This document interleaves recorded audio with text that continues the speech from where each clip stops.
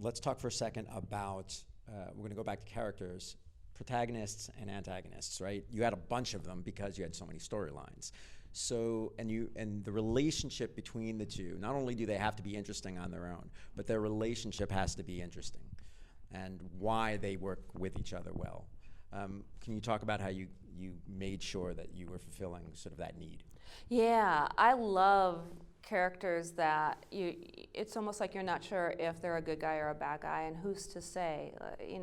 It's fun to fall in love with antagonists because you see their faults and you see something that spurred them to do what they're doing.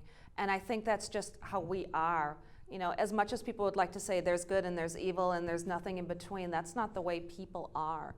So I loved making my antagonists come around and have redeeming qualities where it's like, oh my God, at the end, you don't even know who you're supposed to root for. When Sebastian and Cicero are going at it at the end, I'm sitting there going as the writer, I don't know who I want to win this battle. And I hope that the reader is experiencing that too, because you managed to, kind of get pissed off at the good guy and fall in love with the bad guy.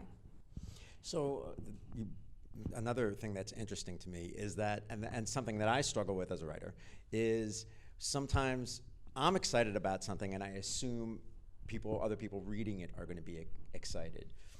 How do you know when to trust that inner censor, like your first reactions? In other words, like, how did you know that because you didn't know who you wanted to win, that other people would have that experience? How did you trust that? I don't know. I don't know if I trusted it so much as I just hoped that it would work out that way. It's like, I think this worked. Well, it did for me. Okay, but, good. But we'll have to. You're gonna have Nailed to it. get a hold of it, right? Okay, so you were very aware, or it seemed in the writing that you were aware of theme and archetype, which can really color a script or a book. Was that something that you were thinking about initially before you started writing? Was that something that kind of came through as you were going? The interesting thing about archetypes is they're just natural because they're around us. So it's almost easy when you're starting to write for somebody to almost kind of fit that role to a certain degree. And in many cases I embraced it. In some cases I was like, oh, I don't want to sound cliche. I don't want this person to feel flat and one-dimensional. So I tried to play with that so that you never felt like you could totally just nail this person and say, oh, this is the matriarchal archetype or, a father figure. Mm-hmm. And what about themes, the arcing themes? I feel that kind of happened organically. I didn't have this is going to be the theme. I didn't think of it that way, at least not in the beginning. I just wanted to create a fun kind of horror story, something that was a little bit light and just kind of creepy and fun. Mm-hmm. And I think they just kind of happened because as I was writing them, I felt like I was becoming more and more profound as I went. I don't know if that makes sense, but it wasn't planned out. And I'd love to say, yes, I had this planned out from the beginning, but I didn't. So if you were to pin a theme to this book, what would it be? I think it's the tendency that we have as human beings to find ourselves trapped by whatever it is that, it is out there that we feel that is, it's our thing, it's our white whale.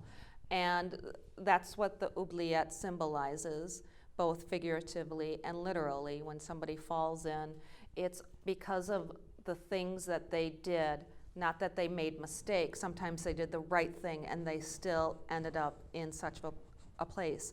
And that's the thing. Sometimes there's not much that we can do. Our fate might be sealed, so to speak. And just, how the choices that we make can really, just decides our fate like that. This is always one of my favorite things to talk about. It's foreshadowing. So again, a lot of really fun foreshadowing in this book. How did you deal with that? Where did that come from? That really came later, because that's the kind of thing where it's like you put it out there and then you go back later and you're like, oh, I can give a little nugget because I know something's coming up later. So I had fun with that, and a lot of that came late. And I think with most people it would come later, especially if you're, I don't know, if you're just kind of developing this one scene over here, and then you realize that down the road, you don't know where it's going to go at the time. You have to put everything out on the table, and then you can kind of go back to it. Right, very cool. That's great. So editing, we sort of touched on that, so I don't want to go too far into it, other than to say it's painful to hear criticism. It's painful to drop words and to drop. We love, as writers, we love our own words. So how did you sort of strap on I'm going to be absolutely merciless with my own writing? I realize that less is more, and sometimes more is too much. So I really just decided that this is what I need to do, I went through it myself, and I took out entire sections and entire, things that I thought at one point made sense, and I realized afterwards, it's like, no, they're not going to get that. I'll keep that for another story, another day. And would there be parts that you'd take out just because it didn't sort of move, even if it was a great scene, it didn't move the story forward, so you'd have to say... You had to. It's a long book. So if it wasn't important, if it wasn't propelling the story, if it wasn't necessary, it had to go, is the way I looked at it. Let's talk about beginnings to stories. So you had a lot of beginnings to stories. And it's a challenge and can be very effective or very ineffective on where you decide to start telling your story, where the characters are, what they're doing, all of that. How do you ensure that you've got the perfect beginning for each one? I don't know, I just did it. Yes. Come on, you could do better than that. Okay, with the children's story, again, I had that scene kind of play out. With Dorothea's story, I needed to introduce the reader to the castle as well as this character. So that just seemed, they're riding up, they just got married. Ta-da, honey, here's our castle we're going to live in. So things just kind of happened, and it was easy, actually. I never struggled with a single storyline and said, where do I want this to start? Once in a great while, I might have started it somewhere and realized, I need to back it up a little bit or go forward a little bit and cut some of the beginning because it wasn't necessary. So give me an example of that, especially going back, having to go back and having to, give me an example of one. Father Michelle's storyline. I played with that in the beginning. In the very beginning, there was a lot more going on at first than it needed to be. And that's where actually the passage that you read was from the beginning. He's basically, I just plopped him into that hall where he was hearing, from the cardinal along with everybody else. He had just been taken there, plucked away from his little rural church where he was the pastor. And I decided that just picking it up right there was better than some of the stuff that I had in the beginning. I just got rid of it. Got it. Okay.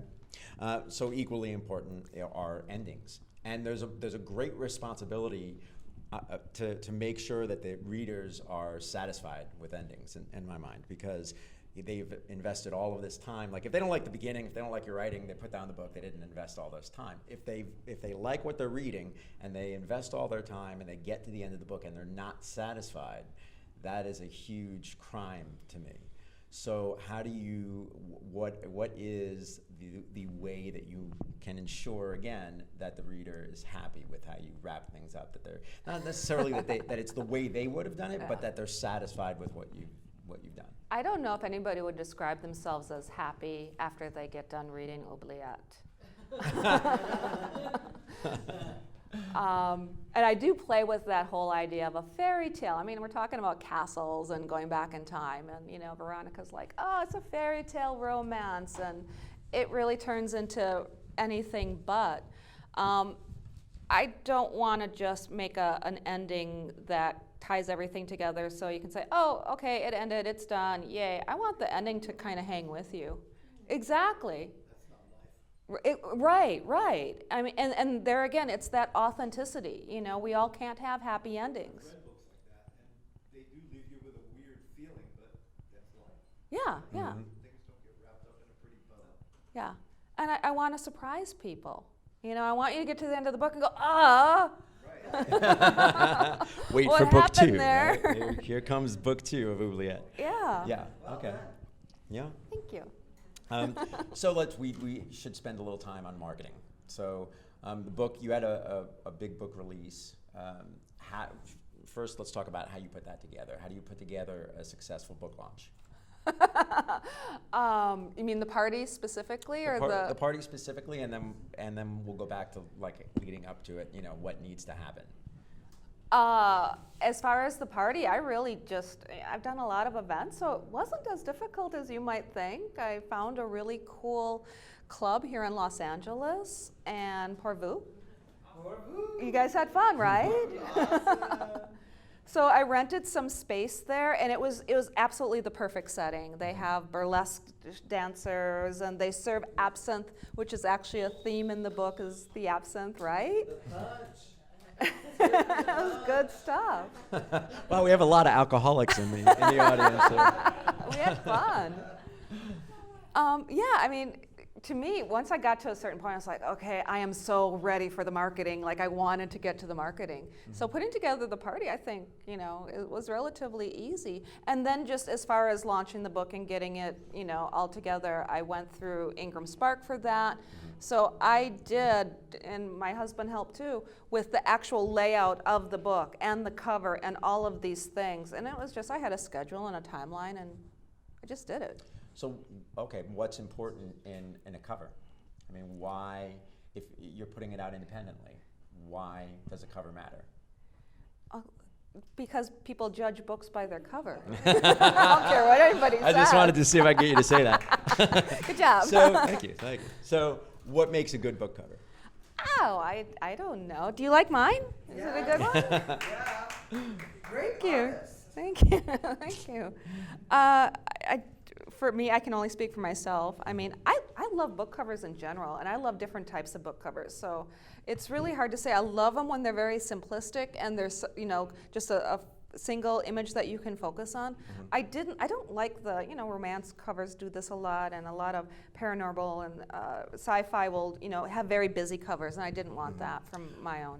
And I think the way we buy our books actually sort of informs that decision, because people are buying them on Amazon, they're buying them on Audible, they're buying them on all these places. If the book cover, the images sometimes are this big. If the book cover is too intense, you're not going to get it, and you're not going to be interested in it. So that's, I think this is a very effective. When this is a thumbnail, it stands out against a sea of very busy little book covers. Right. Yeah.